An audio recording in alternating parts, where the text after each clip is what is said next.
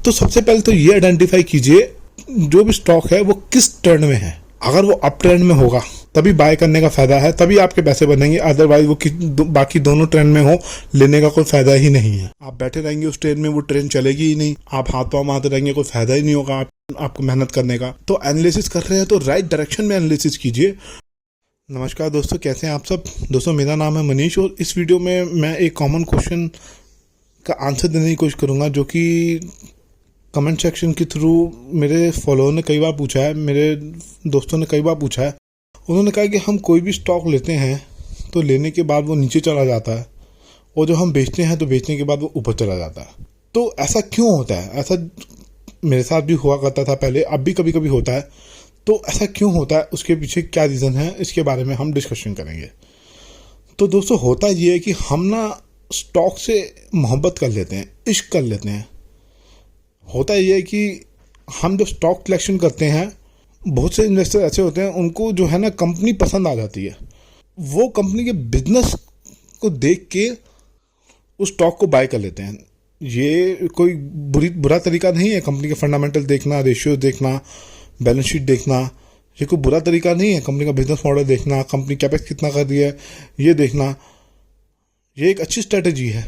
लेकिन mutual fund वाले या इंस्टीट्यूशन जो हैं वो जनरली क्या स्ट्रेटेजी को अपनाते हैं जिस वजह से वो प्रॉफिटेबल हैं और वो काफ़ी अच्छा रिटर्न बना के दे पाते हैं, इंडेक्स के रिटर्न को बीट करके काफ़ी अच्छा रिटर्न निकाल पाते हैं। वो क्या करते हैं, वो चार्ट एनालिसिस करते हैं।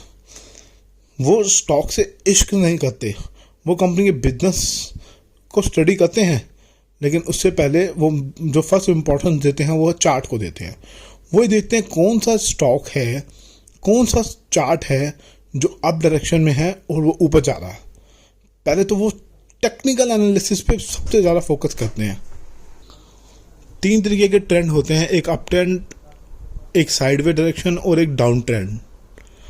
पहले तो आप ये देखिए कि स्टॉक जो है कौन से ट्रेंड में है। मैंने एक वीडियो बनाया था how to analyse the chart, आप उस वीडियो को देखिए, लिंक डिस्क्रिप्शन बॉक्स में मिलेगा, काफ़ी अच्छी नॉलेज मिलेगी। उसमें मैंने चार्ट एनालिसिस के ऊपर बात की है, तो आप उस वीडियो को देखिए अगर आपने नहीं देखा है तो सबसे पहले तो ये आइडेंटिफाई कीजिए जो भी स्टॉक है वो किस ट्रेंड में है। अगर वो अप ट्रेंड में होगा तभी बाय करने का फायदा है, तभी आपके पैसे बनेंगे। अदरवाइज वो बाकी दोनों ट्रेंड में हो, लेने का कोई फायदा ही नहीं है। कोई भी स्टॉक मान लीजिए ऐसे जा रहा है, अगर वो ऐसे आ जाएगा तो क्या करोगे? आपने अप ट्रेंड देखा, अप ट्रेंड में ले लिया, लेकिन एकदम से क्रैक करने लगे तो फिर क्या करोगे आप? उसके लिए क्या रीज़न है? आप एक काम कीजिए, आपने पहले अप ट्रेंड वाले स्टॉक को आइडेंटिफाई किया, उसके बाद आप ये देखिए कि उसी के जैसा बिजनेस करने वाली कंपनी वो किस ट्रेंड में है। कहने का मतलब सेक्टर किस ट्रेंड में है। अगर सेक्टर पूरा अप ट्रेंड में है तो सारे स्टॉक अच्छा परफॉर्म करेंगे, लेकिन अगर पर्टिकुलर एक स्टॉक अप ट्रेंड में है और पूरा सेक्टर जो है साइडवे में है या डाउन ट्रेंड में है या फिर कहीं नहीं ज़्यादा खड़ा हुआ है, तो वो ज़्यादा टाइम वो रैली सर्वाइव नहीं कर पाएगी। एक इस चीज़ को भी देखिएगा। एक मेरे साथ भी हुई थी गलती, मैंने एक आईटी सेक्टर का स्टॉक ले लिया था, वो अप ट्रेंड में था, बाकी सब साइडवे डायरेक्शन में और डाउन ट्रेंड में जा रहे थे। मैंने उसको ले लिया और वो अप ट्रेंड से डाउन ट्रेंड में आ गया। तो अप ट्रेंड का मतलब होता है स्टॉक अगर धीरे धीरे धीरे धीरे करके ऐसे जा रहा है। अप ट्रेंड भी 2 तरीके के होते हैं, एक होता है ऐसे चढ़ जाए, ये काफ़ी खतरनाक होता है। ऐसे में कंपनी के अगर रिजल्ट अच्छे आए हैं, नंबर्स अच्छे आए हैं, या कंपनी एक्सपेंशन कर रही है, कोई न्यूज़ आई है अच्छी, उस वजह से बढ़ गया है, तो मतलब एनालिसिस करना पड़ेगा कि ये रैली सस्टेन करेगी आगे या नहीं करेगी।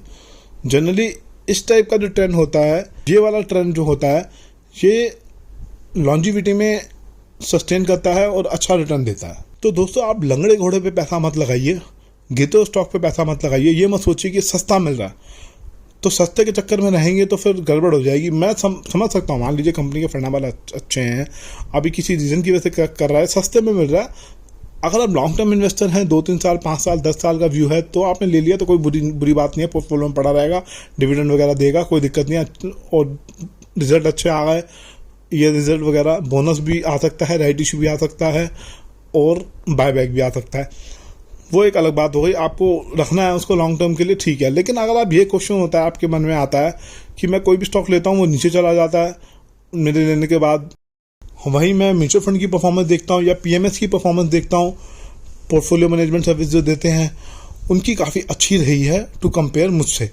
तो आपको अपना सोचने का नज़रिया चेंज करना पड़ेगा, आपको अपने काम करने का तरीका चेंज करना पड़ेगा। पर्सनली शुरू में मैं भी ऐसे ही करता था, तो मैं लॉस में रहा। जब मैंने इस चीज़ को से हटा, मैं टेक्निकल को महत्व दिया, फर्स्ट प्रेफरेंस मैंने टेक्निकल एनालिसिस को दी, मैंने चार्ट रीडिंग को दी। मैंने ये देखा कि कौन सा स्टॉक अप ट्रेंड में है, जो अप ट्रेंड में है, जो ऊपर जा रहा है, उसको पकड़ा मैंने, तो मुझे प्रॉफिट होने लगा। आप ये मत देखिए कि ये कंपनी जो है बहुत अच्छी है, आज नहीं तो कल चलेगी। जब चलेगी तब देखा जाएगा, जब मूविंग एवरेज से गोल्डन क्रॉसओवर होगा और इंडिकेटर सपोर्ट करेंगे, हैकेनेशी दिखाएगा उसकी अप ट्रेंड में जा रहा है, चार्ट बोलेगा, खुद बोलेगा मैं अप ट्रेंड में जा रहा हूँ, तब उस रैली में बैठ जाएंगे हम, तब उस ट्रेन में बैठ जाएंगे। लेकिन जो ट्रेन अभी खड़ी हुई है, आप उसमें बैठ जाएंगे या नहीं, जो ट्रेन अभी चल नहीं रही, यानी कहने का मतलब डाउन डायरेक्शन में है स्टॉक, आप उसको ले लेंगे तो फिर आपके पैसे इतनी आसानी से नहीं बनेंगे। तो आपको सोचने का नज़रिया बदलना होगा। मैंने भी बदला है। मैं बेसिकली स्टॉक के चार्ट को देखता हूँ, अगर वो अप डायरेक्शन में है तो मैं उसमें पोजीशन लेता हूँ, लेकिन ऐसा नहीं है कि रैंडमली किसी भी स्टॉक को उठा लेता हूँ। मैंने किसी चार्ट का एनालिसिस किया, टेक्निकल एनालिसिस किया, मुझे अच्छा लगा ये स्टॉक, मुझे लगता है बढ़ सकता है, तो मैं उसका फंडामेंटल एनालिसिस जरूर करता हूँ। मैं देखता हूँ बैलेंस शीट में किस हिसाब से ग्रोथ आ रही है, कैश फ्लो कैसा है, डेट कितना है, कंपनी का बिजनेस मॉडल क्या है, ये सब एनालिसिस मैं बाद में करता हूँ। पहले मैं चार्ट एनालिसिस करता हूँ, टेक्निकल एनालिसिस करता हूँ। लेकिन मैं पहले क्या गलती किया करता था, मैं पहले टेक्निकल एनालिसिस करने के बजाय फंडामेंटल एनालिसिस करता था। फंडामेंटल एनालिसिस करने के बाद टेक्निकल देखता था। लेकिन जब फंडामेंटल कर लिया तो फिर कॉन्फिडेंस लेवल इतना हाई हो जाता है कि बंदा कहता है चलो ले लो अभी, आज नहीं तो कल ये चलेगा। तो आप अगर चाहते हैं 100% अच्छे रिजल्ट मिले आपको, तो आप चार्ट एनालिसिस करना सीखिए, आप चार्ट रीडिंग करना सीखिए। आप डेली 10, 20, 30 चार्ट देखिए अलग अलग स्टॉक के, देखिए ये लाइन जो है कहाँ जा रही है, क्या कह रही है, हैकेनेशी क्या कह रहा है, आरएसआई स्टॉक ऐसे क्या कह रहा है, और भी इंडिकेटर हैं जो आप लगाते हैं, मैकडी है, मूविंग एवरेज है।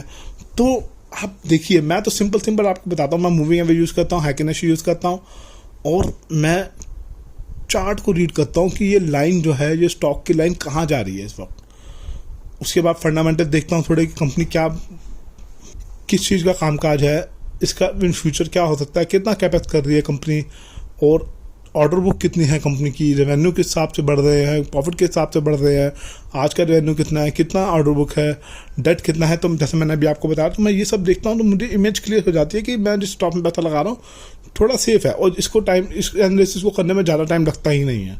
इस एनालिसिस को करने में मुश्किल से मुझसे हार्डली 15 से 20 मिनट लगते हैं। चार्ट रीड किया, जब आप रोज़ चार्ट देखेंगे, आपको हैबिट हो जाएगी, तो आपको मुश्किल नहीं होगी।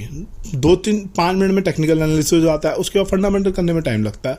बैलेंस शीट देखो, कैश फ्लो देखो, डेट देखो, कंपनी की वेबसाइट पे जाता हूँ, मैं पढ़ता हूँ कंपनी क्या बिजनेस करती है, फिर इन्वेस्टर प्रेजेंटेशन डाउनलोड करता हूँ या एनुअल रिपोर्ट डाउनलोड करता हूँ, उसमें देखता हूँ कंपनी क्या कह रही है, तो इमेज क्लियर हो जाती है।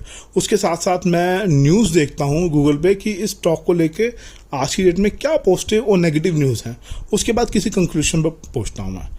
तो दोस्तों, आप भी अगर इस तरीके से एनालिसिस करेंगे तो काफ़ी प्रॉफिटेबल रहेंगे आप। बाकी दोस्तों, ये वीडियो टोटली एजुकेशन पर्पज़ के लिए, नॉलेज शेयर करने के पॉइंट ऑफ व्यू से है, किसी तरीके की बाय सेल होल्ड रिकमेंडेशन नहीं है। इस वीडियो में जो भी जानकारी दी गई है, ये सिर्फ एजुकेशन पॉइंट ऑफ व्यू से है। तो कोई भी स्टॉक खरीदने से पहले अपनी खुद की स्टडी करें या अपने फाइनेंशियल प्लानर या फाइनेंशियल एडवाइज़र की मदद लें। तो इस वीडियो को देखने के लिए आप सभी का दिल से बहुत बहुत thank you sir, thank you.